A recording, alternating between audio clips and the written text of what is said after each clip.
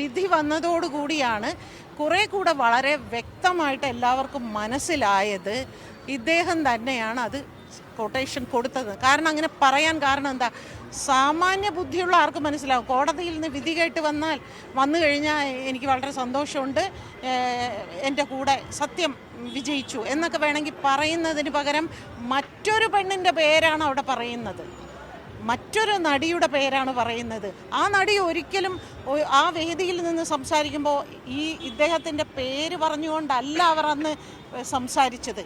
ഇദ്ദേഹം സ്വയം ഇതെന്നെയാണ്, എന്നെ തന്നെയാണ് എന്ന് ഇദ്ദേഹം ചിന്തിക്കുന്നത് എന്തുകൊണ്ടെന്ന് വെച്ചാൽ അത് അദ്ദേഹം ചെയ്തു എന്നുള്ളതിന് അദ്ദേഹത്തിന് നല്ല ഉറപ്പുള്ളത് കൊണ്ടാണ്.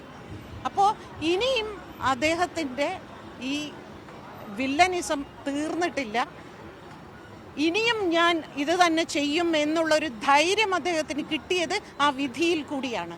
അതെങ്ങനെ നേടിയെടുത്തു എന്നും അത് എന്താണ് അയാൾക്ക് കിട്ടിയിരിക്കുന്ന ധൈര്യം എന്നും എല്ലാവർക്കും അറിയാം. എല്ലാവർക്കും പണ്ട് ഈ സംഭവം നടന്ന സമയത്ത് കൂടെ നിൽക്കാത്ത, അതിജീവിതയ്ക്ക് കൂടെ ഇല്ലാത്ത കുറെ ആൾക്കാർ ഇപ്പോൾ അവളോടൊപ്പം എന്ന് പറഞ്ഞുകൊണ്ട് മുന്നോട്ട് വരുന്ന ഒരു കാര്യം ഇപ്പോൾ ചർച്ചയിൽ ഉൾപ്പെടെ പറയുന്നത് സിനിമയ്ക്കുള്ളിൽ നിന്ന് അങ്ങനെ ആരും വന്നിട്ടില്ല. പുറം ലോകത്ത് നിന്ന്, സാംസ്കാരിക ലോകത്ത് നിന്നും, പൊതുസമൂഹത്തിൽ നിന്നും, മാധ്യമങ്ങളിൽ നിന്നുമാണ് അവളോടൊപ്പം ഞങ്ങളും അവളോടൊപ്പം ഉണ്ട് എന്നൊരു കുറെ കൂടി വലിയ ഒരു പ്ലാറ്റ്ഫോമിൽ എല്ലാവരും പറയുന്നു. പക്ഷെ സിനിമയ്ക്കുള്ളിൽ അന്നും ഇന്നും എന്നും അവർ അയാളോടൊപ്പം തന്നെയായിരിക്കും. കാരണം അയാളുടെ കയ്യിൽ പണമുണ്ട്, ആ പണമാണ് സംസാരിക്കുന്നത്.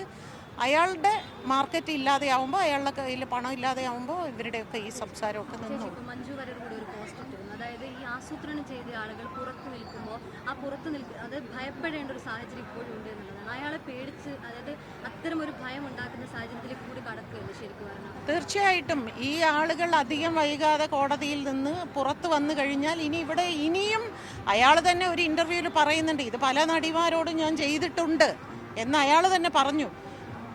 ആ വ്യക്തി ഇനി ഇറങ്ങിയാലും ഇത് തന്നെയായിരിക്കും ചെയ്യുന്നത് എന്നൊരു എനിക്ക് തോന്നുന്നു. ആ ഒരു ബോധം എന്തുകൊണ്ട് കോടതിക്ക് വന്നില്ല എന്ന് ഞാൻ ചിന്തിക്കുകയാണ്. ആ ഒരു ഭയം ഇല്ലാതെ പോയത് എന്തുകൊണ്ടാണ്? എല്ലാ പ്രിവിലേജും അനുഭവിക്കുന്ന വ്യക്തികൾക്ക് ചിലപ്പോൾ അങ്ങനെ ഒരു വിധി പറയാൻ സാധിക്കും. പക്ഷെ നമ്മളെപ്പോലുള്ള സ്ത്രീകൾക്ക് അത് പറ്റില്ല.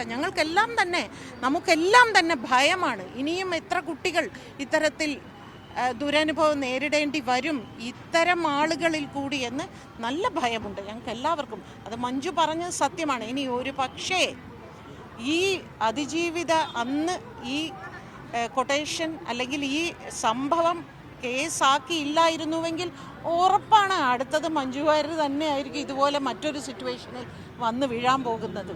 ഭാഗ്യത്തിന് അവൾ കേസ് കൊടുത്തത് കൊണ്ട് മാത്രമാണ് അവളെന്നല്ല പല പെൺകുട്ടികളും രക്ഷപ്പെട്ടത്. ആ ഒരൊറ്റ നമ്മൾ ഈ പറയുന്ന അതിജീവിത കാരണം മാത്രമാണ്.